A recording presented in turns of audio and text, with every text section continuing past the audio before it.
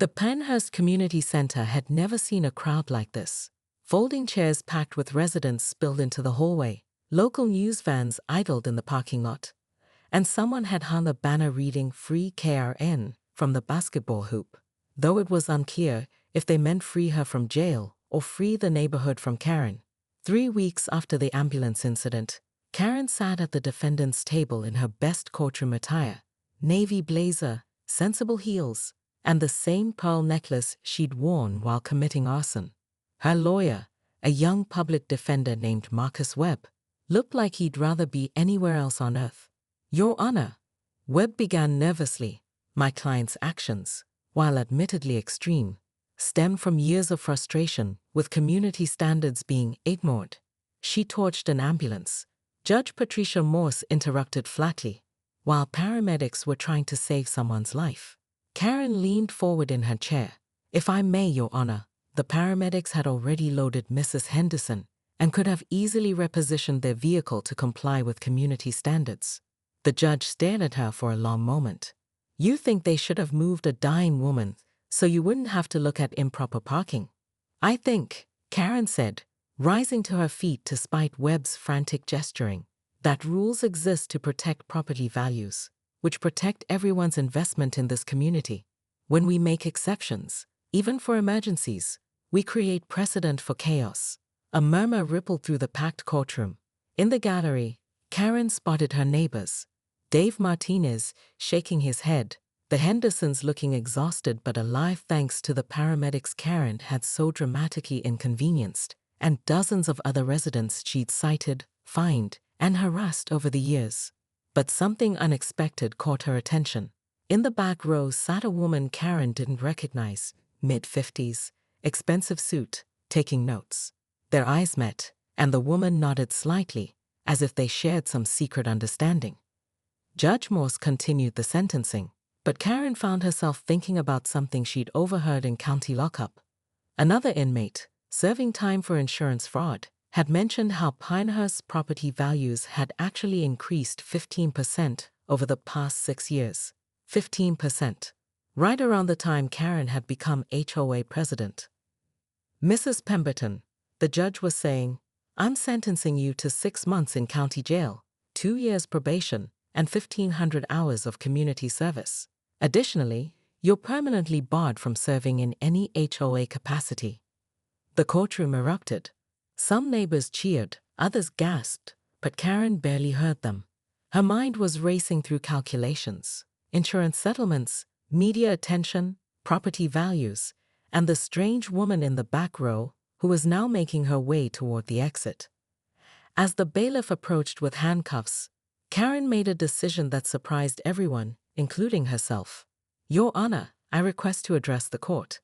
Judge Morse looked skeptical but nodded. Karen turned to face the gallery, scanning the faces of neighbors who'd spent years complaining about her methods but never questioning her results. "You all think I'm crazy. Maybe I am. But ask yourselves this. When was the last time you worried about crime in Pinehurst? When was the last time you saw a property that wasn't immaculate? When was the last time you checked your home's value and felt disappointed?" The room had gone dead silent. "I burned that ambulance because I've spent 6 years fighting for this community while you've all taken the benefits for granted. Sometimes extreme action is the only thing that gets people's attention." She paused, letting that sink in. "The question is, what happens to Pinehurst now?" As the bailiff led her away, Karen caught sight of the mysterious woman one more time. She was standing by the courtroom doors, still taking notes, and when she looked up at Karen, she smiled. It wasn't a friendly smile. It was the smile of someone who just found exactly what they were looking for. 6 months later, when Karen walked out of county jail to find 17 different media interviews scheduled and a book deal waiting on her kitchen table, she realized the ambulance fire had been just the beginning. The mysterious woman turned out to be Janet Morrison, a documentary filmmaker specializing in suburban power structures, and she had questions about HOA corruption that went far beyond parking violations. Karen stood in her perfectly maintained front yard, looking at the letter from the State Attorney General's office requesting all HOA financial records from the past decade. Somewhere in those records were answers to questions she wasn't sure she was ready to ask about where the community's fee money had really gone and who had been watching the watchers. The flames reached 15 feet high before anyone realized that Karen Pemberton had actually done it. She stood in her perfectly manicured front yard, designer purse clutched in one hand. Watching the ambulance, she'd just doused in gasoline burn like a sacrificial offering to suburban order. Her neighbor's jaw dropped so fast it nearly hit the sidewalk. But Karen just adjusted her pearl necklace and muttered, "That'll teach them to park crooked." 20 minutes earlier, she'd been standing in her kitchen, coffee mug trembling in her grip, as she watched the paramedics wheel Mrs. Henderson from next door into the ambulance. But it wasn't the medical emergency that had her blood boiling. It was the fact that the ambulance was parked 3 inches over the property line. She'd measured 17 times with her laser level. "Excuse me." She'd marched out in her silk robe and slippers, waving the HOA rulebook like a battle flag.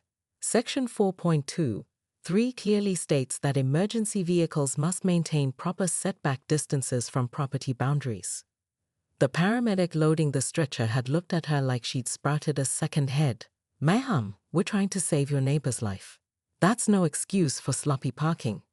Karen had snapped back, already pulling out her phone to photograph the violation.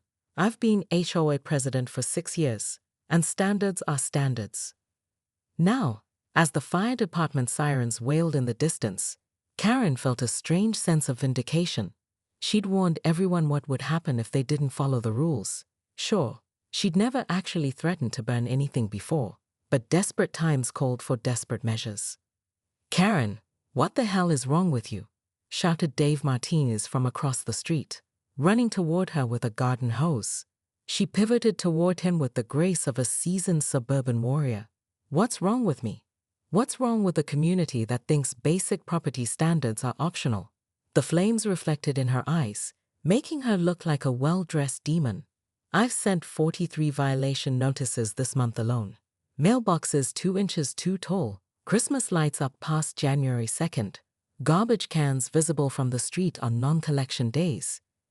Dave stopped spraying his pathetic hose stream at the inferno. "You burned down an ambulance because of 3 inches. It's never about just 3 inches, Dave. It's about respect. It's about maintaining the property values that keep this neighborhood from becoming some trailer park wasteland." Karen's voice rose with each word. "Do you know what happens when people stop following the rules? Chaos. Complete and utter chaos." The fire department arrived just as Karen was hitting her stride, explaining to the growing crowd of neighbors how this was really their fault for not taking her warnings seriously. Chief Rodriguez approached her with the weary expression of a man who dealt with HOA disputes before, but never quite like this.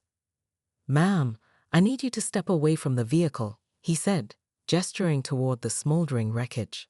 "I'm not going anywhere until someone explains to me why emergency vehicles think they're above community standards," Karen declared, crossing her arms. Chief Rodriguez glanced at the ambulance, now a twisted metal skeleton surrounded by foam, then back at Karen. "Because sometimes saving lives is more important than perfect parking."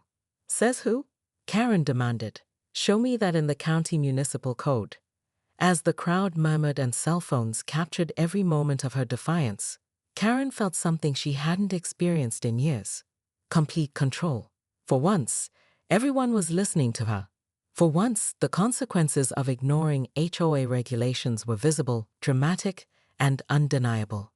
But as the police car pulled up behind the fire truck and Officer Jenkins stepped out with handcuffs jangling from his belt, Karen began to realize that dramatic consequences cut both ways.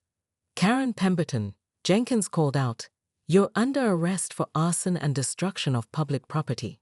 She looked around at her neighbors' faces, some shocked, some horrified, some secretly impressed, and felt the first flutter of doubt, but it was too late to back down now. She'd made her point, even if nobody seemed to understand it yet. "This isn't over," she announced as Jenkins approached. "The rules exist for a reason."